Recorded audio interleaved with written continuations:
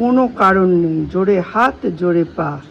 ঠিক আছে, good morning, welcome back to Zinnia Blogs. Zinnia ব্লগসের নতুন একটা মর্নিংয়ে আপনাদের সকলকে অনেক অনেক ওয়েলকাম। রোজকার মতো আজকে আমি সৌর্যকে নিয়ে, মিস্টার বিশ্বাসকে নিয়ে বেরিয়ে পড়েছি সুইমিংয়ের উদ্দেশ্যে। আজকের দিনটায় সৌর্যর ভীষণ টেনশন হচ্ছে, ভীষণ। কালকে রাত্রে আমাকে বলছিল, মা আমি ঘুমোতে পারছি না, মা আমার খুব ভয় লাগছে। আমি বললাম তুমি মনে প্রাণে বজরংবলীকে ডাকো, দেখবে বজরংবলী দাদা ঠিক তোমায় হেল্প করবে। আর জলে নামছো যখন, জলকে বিশ্বাস করতে হবে। মাছ তো জলেই থাকে, জল কি মাছকে ডুবিয়ে দেয়? বলছে না তো মা। তখন আমি বললাম যে তাহলে জলকে বিশ্বাস করে বজরংবলী দাদাকে ডেকে জয় শ্রীরাম বলে জলে ঝাঁপিয়ে পড়বে। তারপর মনে মনে বজরংবলী দাদাকে ডাকবে আর টানবে, হাত পা চালাতেই হবে। তবে সৌর্য নিজেও কিন্তু অনেক খেটেছে। কতটা আমি আপনাদের পরে বলেছি আমি জানি না, তবে ওর বাবা রেডি করতে করতে বলেনি সৌর্য এখন ভীষণ ছোট ছোট বাচ্চাদের যারা খুব ভালো সুইমিং করে তারা কিভাবে করে সেগুলো ইউটিউবে খুলে খুলে দেখে। দেখুন, ফোনের অনেক খারাপ দিক তো অবশ্যই আছে, কিন্তু ফোনের ভালো দিকও তো আছে, সেটাকেও তো আপনাদের মানতে হবে। সৌর্য ভীষণ ভীষণভাবে ফোনে অ্যাডিক্টেড।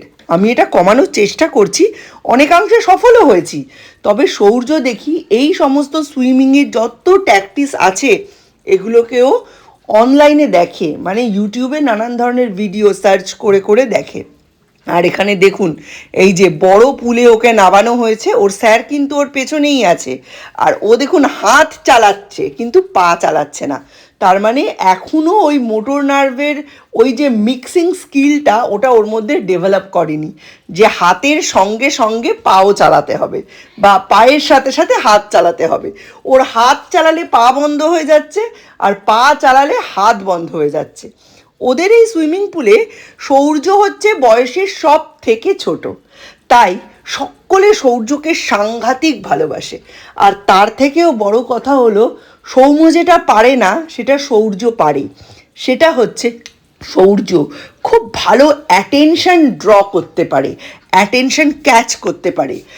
সমস্ত পুলের টিচাররা লিটারেলি সৌর্যকে নিয়ে ব্যতিব্যস্ত। মনে হয় পুলের মধ্যে খালি সৌর্যই মাইনে দিয়ে সাঁতার শেখে, বাকিরা ফ্রিতে সাঁতার কেটে। সৌর্যকে যে বড় পুলে নামানো হয়েছে, ফ্লোটার দেওয়া হয়েছে, এটা একটা উৎসবের মতো ইমপ্রুভ করেছে অনেক। প্রচুর ভিডিওস দেখে ভাবে হয়তো যে সকলের ইমপ্রুভ হয়ে গেছে, আমার কেন হচ্ছে না। যে স্যার বলছে খুব ভালো হয়েছে, অনেকটা টেনেছে, লম্বাতেও টেনেছে। এই সময়টা পৌঁছলেই কোথায় যেন আমরা সৌম্যর বাবা মা থেকে এক ধাপে বয়স কমে সৌর্যের বাবা মা হয়ে যাই। মানে তখন আমাদের মনে মাথায় কোথাও আর কোনো টেনশন থাকেই না। এই সময়টা আমরা অনেকটা রিল্যাক্সড মুডে থাকি, কারণ এই সময়টা আমাদের খুব চেনা একটা রাস্তা। একটা সময় সৌম্যকে নিয়ে আমি যেতাম চুঁচড়োয় সুইমিং শেখাতে, তখন এখানে এই পুলটা ছিল না। 2011 সালের কথা ওটা, সৌম্য তখন বেশ বড়। তারপরে 1 বছর ওখানে সুইমিং করার পর আমরা 2012 সালে এখানে এই পুলটা পাই, তখন এখানে শেখে। যে সৌর্য এক ফোঁটাও কাঁদেনি, এক ফোঁটাও না। এত ভালো যে ও কাটবে আমরা নিজেরাই বিশ্বাস করি।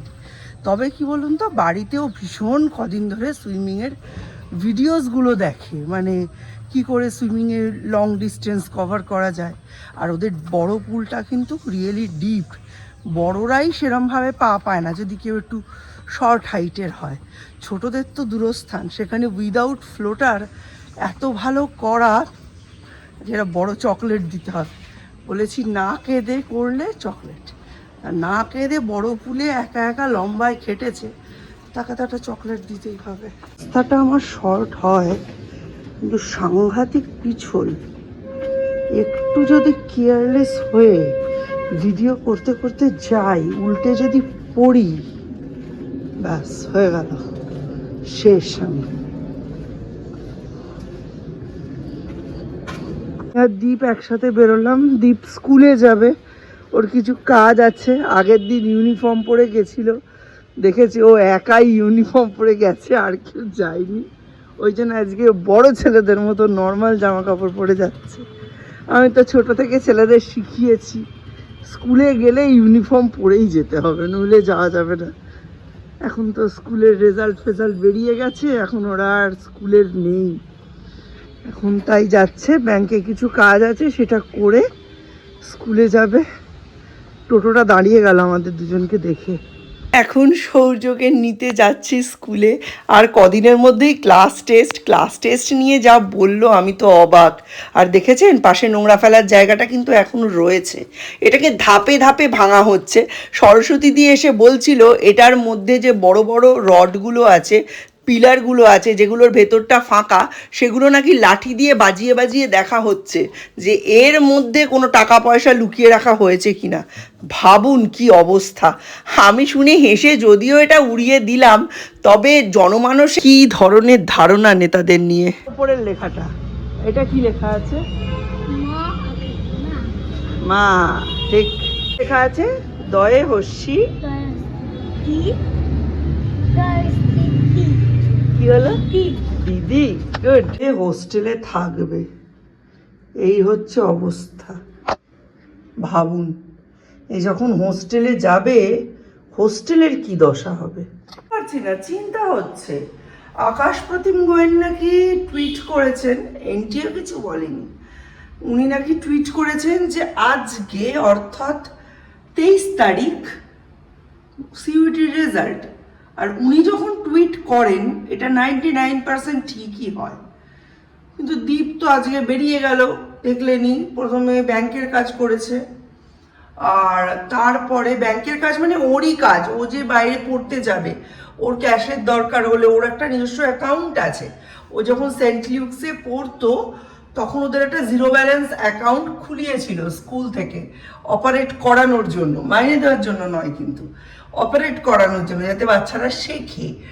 তো বলেছিল খুলতে, সেটাই অ্যাক্টিভেট আছে। বাবু থাকাকালীন বাবু প্রত্যেক মাসে ওকে নিয়ে গিয়ে ওই অ্যাকাউন্টে 100 টাকা করে ডিপোজিট করাতো। বাবু চলে যাওয়ার পরে ওই অ্যাকাউন্টে আর কোনো ডিপোজিট হয়নি, আমরা লিটারালি ভুলেই গেছিলাম। তোমরা দেখতে গেছিলাম যে অ্যাকাউন্টটা ঠিক আছে কিনা, দেখলাম হ্যাঁ ঠিকই আছে, তো ওটা আবার অ্যাক্টিভেট করা হয়েছে। তো ওই অ্যাকাউন্টের কেওয়াইসি হেন তেন সব কমপ্লিট, কার্ড, ডেবিট কার্ড হেন তেন সব কিছু বানানো হচ্ছে। তো ও যেহেতু বাইরে যাবে, ওর তো একটা প্রিপারেশনের ব্যাপার আছে, তো ওইটা করে ও গেছে স্কুলে। আজকে মনে হয় স্কুলে রেজাল্ট দেবে কিংবা আরও কিছু কাজপত্র আছে। তো আজকে যদি রেজাল্টটা বেরোয় তা হাতে গরম পেয়ে যেতাম ও বাড়িতে থাকলে। এখন জানি না আদৌ খবরটা কতটা সঠিক বলতে পারবো না, তবে মানে উনি যখন বলেন তখন খবরটা কিন্তু সঠিকই হয়, দেখা যাক। কে সৌর্যকে তো ফ্রাইডে মানডে স্কুলে পাঠাতে পারিনি, আজকে শুনছি থার্সডে ওদের ক্লাস টেস্ট। সৌর্যকে বলছি জাস্ট সিলেবাস যেটা আছে আমার করানোই, সৌর্যকে বলছি সৌর্য থার্সডে তোর ক্লাস টেস্ট, বলছে কাকে নিয়ে যেতে হয় মা? আমি বলছি না, কাউকে নিয়ে যেতে হয় না, নিজেকেই যেতে হয়। ক্লাস টেস্ট জিনিসটা কি ওটা আজকে বুঝিয়ে দিতে হবে। রাতের করা মাছের ঝোল, এটা একটু ঝোল বাড়াতে হবে, ঝোল বলে কিছুই নাই। বলেছিলাম দেখুন সেটাই হয়েছে। আজকেই সিইউটির রেজাল্ট বেরিয়েছে, এখন ঘড়িতে বাজে জাস্ট 2:15। দীপ চেক করেছে, সিইউটির রেজাল্ট বেরিয়ে গেছে। ওনার টুইট কখনো ভুল হয় না, আমি একদম চোখ গেড়ে বসেছিলাম যে কি আসে টুইটে, যেটা দেখলাম সেটা সত্যি দেখলাম কিনা। ওনার টুইট কিন্তু 99% একদম অথেন্টিক হয়। চলুন দীপ তাড়াতাড়ি বাড়ি ফিরে আসুক, 2:15 বেজে গেছে, আমার মানে আর তস হইছে না। রেজাল্ট আমি দেখে নিয়েছি, খুব ভালো রেজাল্ট হয়েছে। এখন দেখা যাক, এই রেজাল্টের তখনই মূল্য যখন ওর যে ইউনিভার্সিটি ও চুজ করেছে সেটা যখন পেয়ে যাবে। চলুন তারপরে আপনাদের আমি সব বলবো, আমার পেট ফুলে যাচ্ছে, প্রচুর কিছু আপনাদের বলতে চাই। হ্যাঁ, বিশাল বড় তীর মেরে নেবে না, বাট ও যেটা পছন্দ করেছে, ওর যেটা চাইছে সেটাই যেন হয়।